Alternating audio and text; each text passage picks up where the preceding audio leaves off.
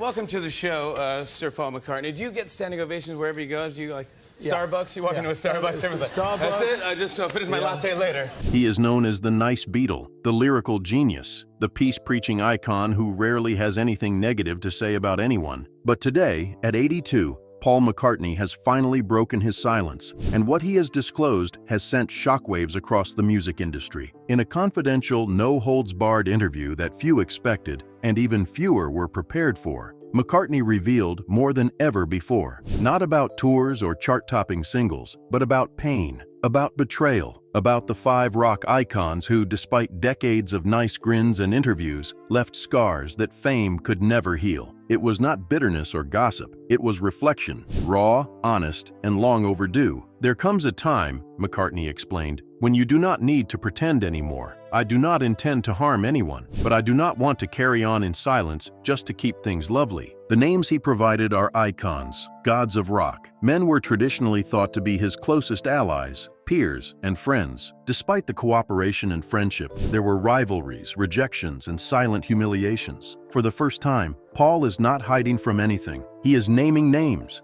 And the first, he once referred to a man as his musical brother, a guitarist whose bluesy chords rocked the world, and whose actions, Paul now claims, cut harder than any guitar string ever could. Eric Clapton. It begins with admiration. However, it concludes with one of the most intimate betrayals Paul has ever experienced. And once you hear the entire story, you may never see either of them the same way again. Their connection started with adoration. Paul McCartney has always admired Eric Clapton's skill, his precision, his soul, and his renown as the god of guitars. When George Harrison invited Clapton to the studio to record "While My Guitar Gently Weeps," Paul was one of the few who did not oppose. In fact, he embraced the notion, a fresh sound, a new texture, a new energy. But as Paul now admits, that moment sowed the seeds of something deeper. "I did not see it then," he admits. But looking back, that was the start of a strange kind of wedge. What followed was a pattern, which Paul claims he did not want to observe until it was too late. After the Beatles, as Paul attempted to carve out his own identity after 1969, Clapton, once an ally, seemed to shift. At first, it was subtle, refusing invites and avoiding collaborative appearances. Then followed the larger hits. In the early 1970s, Paul approached Clapton about assembling a supergroup that would combine the Beatles' history with blues magic. Clapton never replied. Not even a polite no, Paul explains, just silence. Clapton later performed with George, Ringo, and on occasion John Lennon, but never with Paul. "I felt boxed out," McCartney confesses, "and I could not comprehend why. Was it personal? Was I no longer cold enough?" The last straw occurred in 1992 during George Harrison's tribute concert in London. Paul had secretly hoped for one last jam with Clapton, one that would finally reunite them. However, Clapton, who helped organize the guest list, put Paul last on the list and reportedly instructed organizers, "Let us not make this a Beatles reunion." Paul was stunned. "It was not about ego," he explains. "It was about respect. And in that moment, I felt as if I did not matter." He does not dislike Clapton, but he no longer addresses him as a buddy. Because beyond the blues and the charm, Paul McCartney sensed something else. Someone made him feel like a footnote in his own story. For decades, the Beatles and the Rolling Stones competed against one another. Fans took sides, tabloids dramatized rivalries, and headlines blared about the war for the crown of British rock. Behind the flames and screaming fans, however, something very serious was seething beneath the surface, particularly for Paul McCartney. Mick Jagger was that something. "We laughed during interviews," Paul admits now. "We would laugh about it and pretend it was friendly competition. However, not everything is a joke. Some things go deeper." What Paul reveals next will turn rock history on its head. In the beginning, the Beatles helped the Stones gain an advantage. John and Paul gave the Stones the song, "I Want to Be Your Man." Paul even made public affirmations, describing Mick and Keith as a proper band. But as the Beatles' reputation grew, Paul claims Mick's demeanor shifted. He would call you mate in your face while mocking you behind your back. In 1970, during a fortuitous meeting in New York, Mick Jagger, the Stones' frontman, informed a writer that the Beatles were a pop band. "We were the real deal." It stung. Paul did not react, but he did not forget. Over time,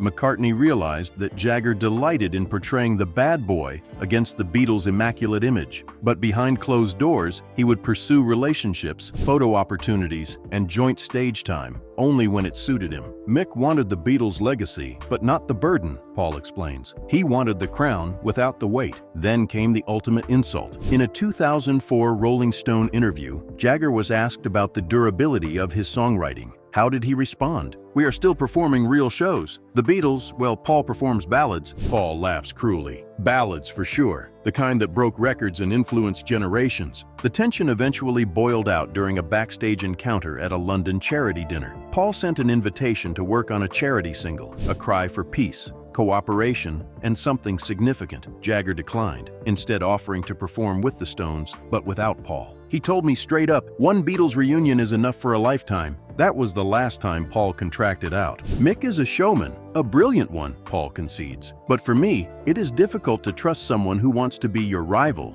fan, or replacement, depending on the audience. Today, the press continues to compare their legacies, the Beatles versus the Stones, McCartney versus Jagger. However, Paul no longer sees a comparison, only deep disappointment in a man who played the long game but never played fairly. It was a friendship founded on regard. Paul McCartney has always liked Bob Dylan's rawness and voice, which was like gravel bathed in poetry. Dylan was the renegade, the truth-teller, the antithesis of celebrity. Nonetheless, McCartney now admits that behind the aura was someone capable of serious, personal treachery. "I did not expect Dylan to be easy," Paul admits, "but I did not expect him to be cruel either." In the 1980s, Paul organized a covert peace summit, a musical meeting of artists with worldwide reach, to raise awareness and pressure political leaders to disarm nuclear weapons. Paul's vision was bold and ambitious, and he needed credible voices. He reached out to Dylan personally. They met before, had studio sessions together, and shared mutual respect. At first, Dylan appeared interested, then he started stalling. Paul remembers the final call vividly. He informed me, "I do not conduct sing-alongs for politicians. You are turning protest into a product." Paul was stunned. Not simply the words, but also the tone, the scorn. "He made me feel like a schoolboy trying to impress his teacher with finger paint." Worse, just weeks later, Dylan gave a radio interview and dismissed celebrity peace efforts as performance art for washed-up rockers. No names. However, everyone understood who he was referring to. Paul never replied publicly, but the hurt stayed. "I assumed we stood for the same things. It turns out that we stood on various hills waving different flags." Even years later, Dylan avoided working with Paul, not even during tribute concerts or Hall of Fame performances. There were no arguments. There were no falling outs, just a frigid quiet that said, "You are not one of us." And that, according to Paul, was the most excruciating type of disappointment, the one that did not erupt. It simply fades. That makes you wonder if the connection was ever genuine to begin with. Among all the names Paul McCartney has disclosed, this is the one that fans least anticipated to hear: David Bowie. To the audience, they were two titans orbiting the same golden age of British music. Mutual regard, occasional run-ins, flashes of creative alignment. But what Paul now discloses is that beneath the thin veneer of adulation lay a lifetime sense of rejection. "David was brilliant," Paul continues, his tone gentle, "but he kept the doors locked, even when you assumed they were open." The two icons frequently crossed paths, from 1970s studio lounges to charity galas and award presentations. They exchanged pleasantries, posed for photographs, and even flirted with the notion of working together. But every time Paul sought out to develop a friendship, or better yet, a collaboration, Bowie disappeared. Literally, "I would email him a demo idea," he would say maybe, and then leave. Several weeks would pass, months. Sometimes I wondered whether I had imagined the entire discussion. In the early 1990s, McCartney presented a bold idea, a concept album featuring legends from several genres. He sent personalized invites to only 5 musicians, including Bowie. Bowie never responded. Later, McCartney learnt via a mutual friend that Bowie had dismissed the proposal, calling it McCartney's retirement fantasy. Whether it was true or not was irrelevant. "I always felt like I was reaching for something with David," Paul admits. "He would smile, enchant you, and make you feel like you were in his orbit. But he never let you go past the velvet rope." Paul never confronted him. There was no blowback or argument. However, the sensation of emotional detachment left its mark. McCartney attended Bowie's burial silently,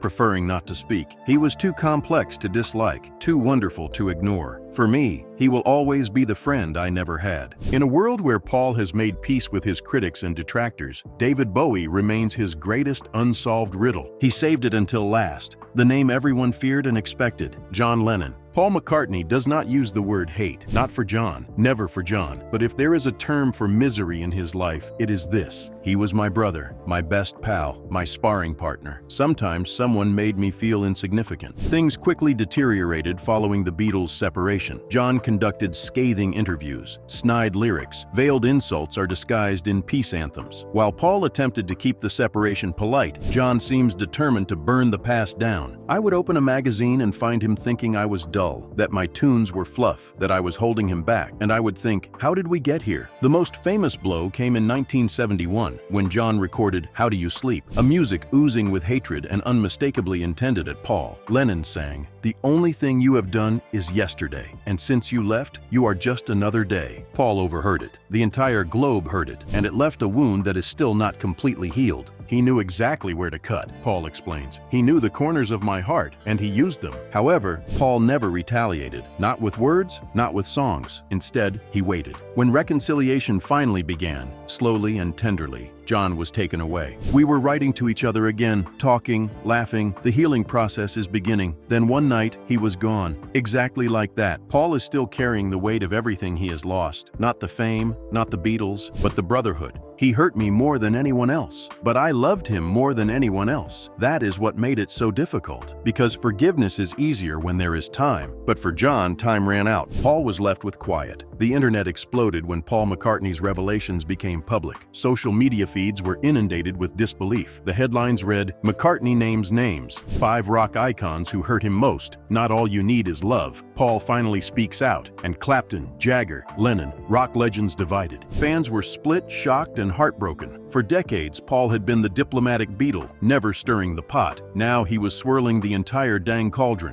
Some admired his honesty. He carried it gracefully for decades. He deserves to let it out, commented a longtime supporter on Twitter. Others felt more conflicted. Did he really have to name them? Lennon cannot defend himself. Reddit threads studied every statement, rewatched old interviews, unearthed film of side looks at award events, and cryptic lyrics that suddenly felt less enigmatic. YouTube was bombarded with explainer videos like Paul versus Mick, The Hidden Feud, and What Really Happened with Dylan and McCartney. Conspiracy theories thrived. Was this a warning, a cleansing, a forerunner to McCartney's final memoir? However, one thing was universal: feeling. Deep, nostalgic feeling from fans who grew up believing in the beauty of such collaborations, but are now forced to view them through a very human lens. Perhaps that was the point, because by showing the fractures behind the legends, Paul did not destroy the myths, he made them real. Paul McCartney did not speak to settle disputes. He spoke to free himself. For over 60 years, he wore the crown of rock royalty with quiet dignity. He smiled, despite rumors. He laughed aside the insults. He chose harmony over headlines, until now. However, things change throughout time, and as he approaches the end of a life few can understand, Paul McCartney is no longer interested in pretending, not for fans, not for the media, not even for legacy. "I am not angry," he stated, "but I can admit I was hurt, that I was important too." These were not bitter confessions. They were the words of a guy who spent a career giving the world tunes, while keeping his heartbreaks hidden behind the curtain. The curtain has been drawn back, and what we see is not a scandal, it is about humanity. McCartney does not want vengeance. He does not require an apology. He only wanted to say what he really thought before time passed. He did not downplay the greatness of the 5 rock stars who let him down. He merely created space for himself, because in the end, even legends deserve to be heard. What about Paul McCartney? He eventually spoke, not with a bass line, not with a ballad, with the honesty of a guy who loved sincerely, lost quietly, and is finally free to speak his story.